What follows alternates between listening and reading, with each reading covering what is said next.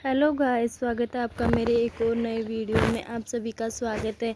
तो आज बात करने वाले हैं जो हम सपना के ससुर जी हैं उनके बारे में रिएक्शन देने वाले हैं। हमारा रिएक्शन हमेशा सत्य पर आधारित होता है। जो हम अब उनके वीडियो में देखते हैं उन्हीं का ही सच का सच और सच का सच ही रिएक्शन देने वाले हैं। यहाँ तक कि अंकल जी को जो राजवीर भैया की आत्मा है वो बोल रही है कि मुझे इंसाफ दिलाओ, मुझे इंसाफ दिलाओ, मुझे इंसाफ दिलाओ। लेकिन जो अंकल जी है वो पीछे हट चुके हैं। आखिर क्या वजह है ऐसी जो अंकल जी पीछे हट चुके हैं?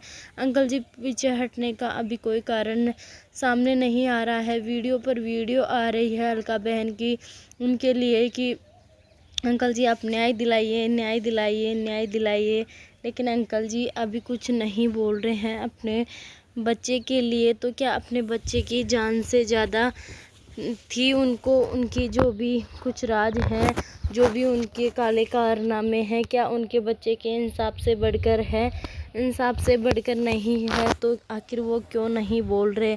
और कल के वीडियो में हमने देखा था अलका बहन का वीडियो, तो उसमें बताया गया था कि एक और रिपोर्ट हुई है और एक और कंप्लेन करनी पड़ेगी जिसका सच सपना दीदी बताएगी। तो आखिर वो कंप्लेन किसके खिलाफ़ हुई है, किसके बारे में बताया गया है और कौन है ऐसा शख्स जिसके बारे में कंप्लेन हुई है?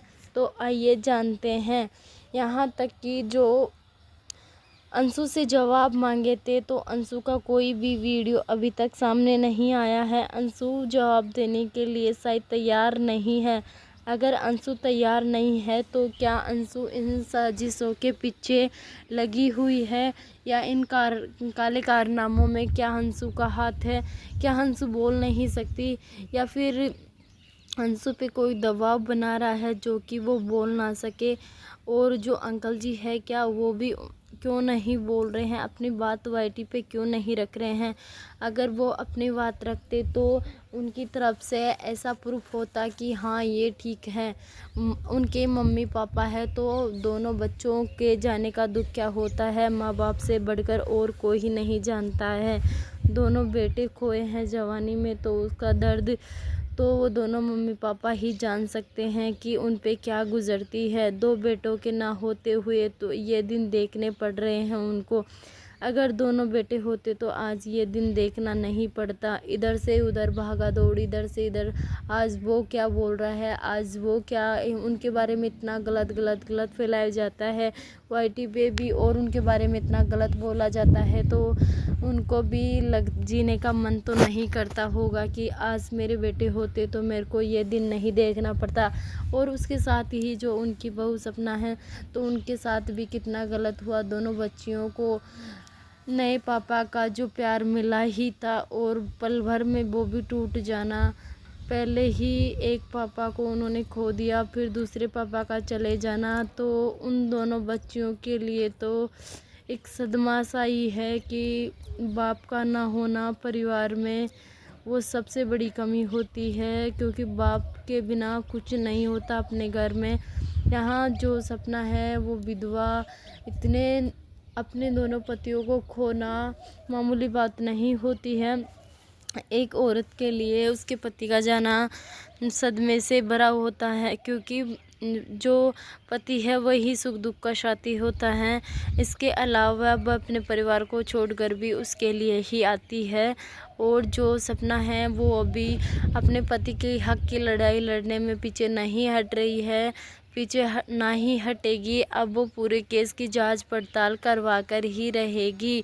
यहाँ तक कि वो मथुरा थाने में और जहाँ साइबर थाना है वहाँ कंप्लेन देकर आई है अपनी। और कंप्लेन देने के बाद उन्होंने बोला है कि मैं न्यूज़ चैनल में भी जाऊंगी, आगे तक अपनी बात रखूंगी ताकि मेरे पति को इंसाफ मिल सके। उनके मम्मी पापा तो पीछे हट सकते हैं लेकिन मैं पीछे नहीं हट सकती। अगर मैं पीछे हट जाऊंगी तो आज सत्य पराजित हो जाएगा, सत्य की जीत नहीं होगी। जो ये मुकुट पहन कर बैठे हैं काले कारनामे करके, उनके सच बाहर नहीं आएंगे। अगर मैंने ऐसा कदम नहीं उठाया तो अब सभी को डर लगने लगा है शायद। पड़ोसी राजा के भी वीडियो नहीं आ रहे हैं। पड़ोसी राजा शायद सपना दीदी के खिलाफ़ केस करने को बोल रहा था कि मैं उनके खिलाफ़ कंप्लेन करूँगा, ऐसे करूँगा। तो पड़ोसी राजा ने अभी तक कंप्लेन किया नहीं की, तो वो तो सपना दीदी का जब वीडियो आएगा वहीं बता सकती है कि आखिर पड़ोसी राजा ने कंप्लेन की या नहीं की। जो पड़ोसी राजा बढ़ चढ़ कर बातें तो कर गए, खुद तो इतनी अफवाहें फैलाते हैं सपना के बारे में और खुद नहीं सुन सकते। खुद पे बात आती है तो कंप्लेन करने की धमकी देते हैं। ये कहाँ का न्याय हुआ पड़ोसी राजा जी। और जो कि अभी जो तरह तरह के वीडियो बना रहे हैं, तो अभी तो बिल्कुल अपना पक्ष रख रहे हैं, लेकिन जब पूरा न्याय होगा तो वो इसी पेपर में वापस अपना जो रिएक्शन देने हैं, जो सपना के खिलाफ रिएक्शन लग रहा है अभी, तो वो भी रिएक्शन देने के लिए उनके पास आ जाएंगे कि हमने आपका ही सपोर्ट किया, हमने आपका ही सपोर्ट किया, हमने आपका ही सपोर्ट किया। ऐसा भी होगा क्या? साथ में ही जो अंशु है वो भी जवाब दे नहीं रही है। आखिर इंस्टाग्राम के बारे में पूछा है उनको, और जो कि कम्युनिटी डाल रही थी उनके बारे में पूछा है, तो उनका अभी तक कोई बयान नहीं आया है। और बयान आने के बाद सब कुछ क्लियर होगा, पूरी चीज़ें क्लियर होगी तभी तो आगे की जो कार्रवाई है वो होकर रहेगी, आगे की जो छानबीन है वो चलती रहेगी, आगे की कार्रवाई होकर ही रहेगी। यहाँ तक कि जो अभी उनकी मम्मा है, उनका वाईटी पे कोई बयान नहीं आया है कि मेरे बेटे का इंसाफ करो या कुछ भी, उनका बयान नहीं आया है। जब उनका बयान आ जाएगा तो हम मान लेंगे कि आखिर मम्मी पापा की तरफ से अपना पक्ष रखा जाता है या फिर नहीं रखा जाता। वो तो सपना जी है जो अपना पक्ष रख रही है, अपने हक के लिए लड़ रही है, अपने इंसाफ की लड़ाई लड़ रही है। उन दोनों बच्चियों की तरफ तो देखो यार, उनकी तरफ तो देख के शर्म किया करो। कुछ गलत बोलने से पहले सोचा करो कि इसके पास दो बच्चियां हैं, एक बेसहारा औरत है, तो उसके खिलाफ ऐसा नहीं बोलना चाहिए। और जो माँ पापा है उनको भी हेड्स मत दो।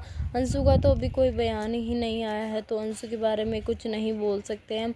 अंशु के बारे में ऐसा बोल सकते हैं कि वो जो उन पे इल्ज़ाम लगा रहे हैं वो कुछ अलग बोल रही है, पड़ोसी कुछ अलग बोल रहा है, जो उनके पिताजी हैं वो कुछ अलग बोल रहे हैं, तो बातों का तालमेल नहीं मिल रहा।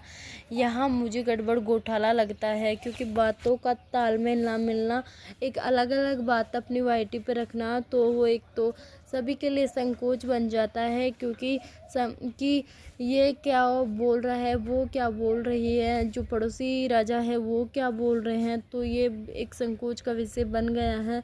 तो बन गया है, लेकिन जवाब तो सभी को देने पड़ेंगे। यहाँ नहीं तो जहाँ केस होगा कोर्ट में देना पड़ेगा। वाईटी पे नहीं रखते हैं तो वहाँ तो उनको जवाब देना पड़ेगा, क्योंकि उनकी मानसिक स्थिति खराब नहीं थी। सपना की तो मानसिक स्थिति खराब थी, क्योंकि दो हस्बैंड को खोया है, तो एक औरत की मानसिक स्थिति तो ऐसे ही चली जाती है। तो जो उनकी मानसिक स्थिति थी सभी की, तो उनको तो जवाब देना ही पड़ेगा उनको तो। और उनको अपनी बात भी वाईटी पे रखनी ही पड़ेगी कि आखिर ऐसा क्या था जो इंस्टाग्राम चलने में इतनी दिलचस्पी थी, जबकि अपने भाई की मौत हो चुकी थी।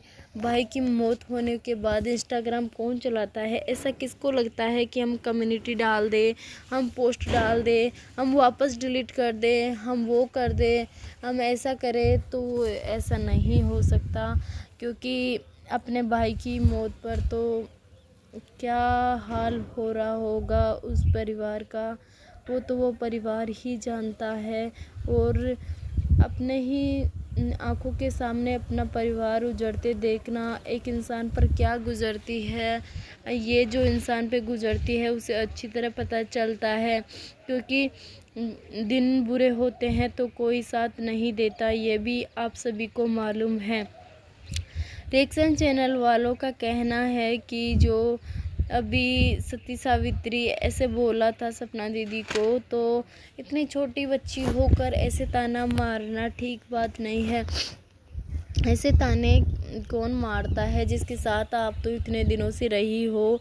आप तो उसके बिना नहीं रह सकती थी। जब आप अपने गांव गई थी तो आप इतनी दूर से दौड़ के आ रही हो। क्या आपको वो प्यार ही नहीं था? वो आपके साथ ऐसा करती थी।